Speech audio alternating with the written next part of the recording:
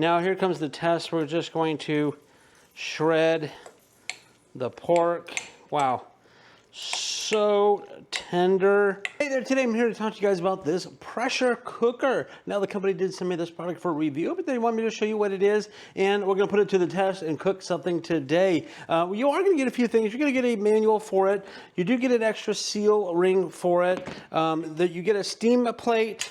You get this really cool top piece. Now this is heavy duty. This is stainless steel, and this has got a really cool thing that you can open and close it with the top. There's a steam or a pressure regulator on this, so you can go high pressure or low pressure or release it. There's also some steam release and safety features in this thing to keep it from going too high a pressure. And then of course you get the big pot, or the big pot up here. This was the 8-quart as well. Now I'm gonna go ahead and make some pulled pork. We're gonna do some like pork tacos tonight, so I thought I'd give this thing a try.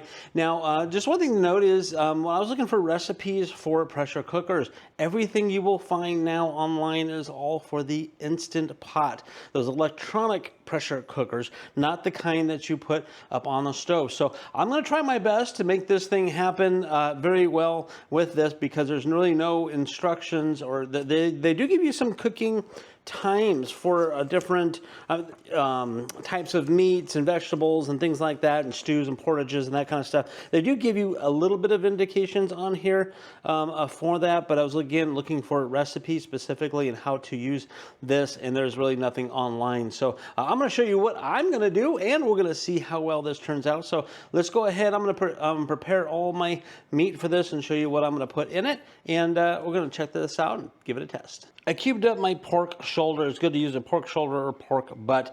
I have a seasoning mix. Now in this I've got brown sugar, I've got sea salt, I got pepper, I have some garlic, I have some onion, I had this Tennessee apple something in there. You want to, oh, and paprika. I got paprika in here. So I've got all kinds of sweet and savory type of seasoning in there. And what I'm going to do is I'm going to just mix it all in with the meat here, and then so I'm going to mix this up, and what we're going to do is you need liquid in these pots, okay? So it's going to steam up, and that's what gets the pressure. So I have a cup of water for that, but I'm also going to put in some Dr. Pepper Creamy Coconut because that is actually really good stuff. And you know, a lot of people can use beer in it as well, but it's going to caramelize the pork a little bit, and it's going to be very nice. So we're going to go ahead and try that. All right, we're going to go ahead and put the tray in here.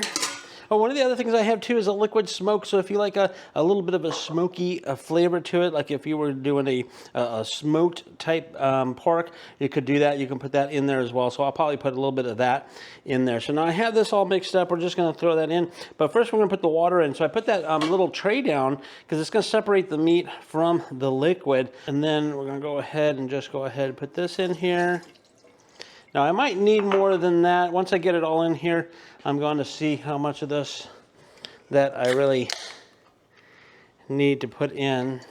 And from what I understand, it's okay to have your meat sitting in liquid. This is pretty much, the liquid is underneath there, and it's going to use it and steam it up. Let's go ahead and put a little bit of smoke in it. You don't need a lot, because a little bit goes a long ways here. We're going to put our meat in. Just like that. Now everything's all set up in here, we're going to put the lid on it. Now you want to make sure that this lid is expanded out. So I open this up, and it should fit right over the top of it, and then twist it, and it locks into place. So now that is locked into place. So this is just a one-handed locking system. You can see how that works. So there's a little plunger thing in here that when the pressure is up, the pin will be up, and you can't open it until the pressure is released. And this here is emergency pressure relief. So if it gets a too high a pressure, it's going to release that. And then over to this side is also your pressure release manually. So the far end here is a release, and then there's a one for like a low pressure, and then that one for high pressure. Now we're gonna put this on the stove and put it on high temperature for a while until the steam builds up and the pressure builds up and this thing pops up. And then I'm gonna go ahead and turn it down. Now they say you should cook about 20 minutes per pound of meat. I have roughly 3.5 pounds, so this will be about an hour's cooking. So let's get started. Okay, we're gonna go ahead and turn this on. Now I'm using a gas stove, and you can use electric or gas, it doesn't matter. And we're just gonna let that go on here for now. This is tight. Oop, that's closed tight.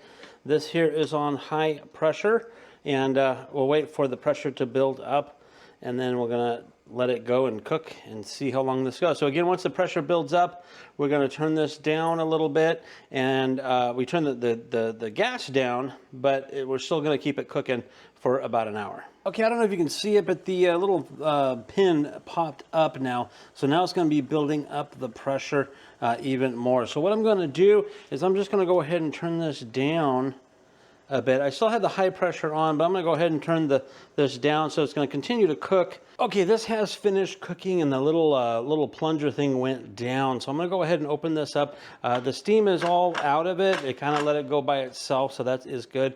So now this is a one-handed again. I'm just going to undo this and pull up. All right, so let's go ahead and put this all into a bowl. And this is so tender. Look at this. Oh my gosh, it's falling apart. Now here comes the test. We're just going to shred the pork. Wow, so tender. Within just an hour, you've got great shredded pork. Man, this smells good. If you guys could just smell this, it's amazing. This is gonna make some great shredded pork tacos, or you can do like a barbecue if you want. We're going to kind of do the old kind of the Kahlua pork kind of thing. It's a little bit more sweet. We're going to put some pineapple and make little street tacos out of it. Wow, this thing is awesome. It worked really, really good. So there you have it, a detailed look at the pressure cooker with real live example of how it works. If you're looking for a way to give a nice pressure cooker to all kinds of meats and stews and things like that, this might be the right one for you.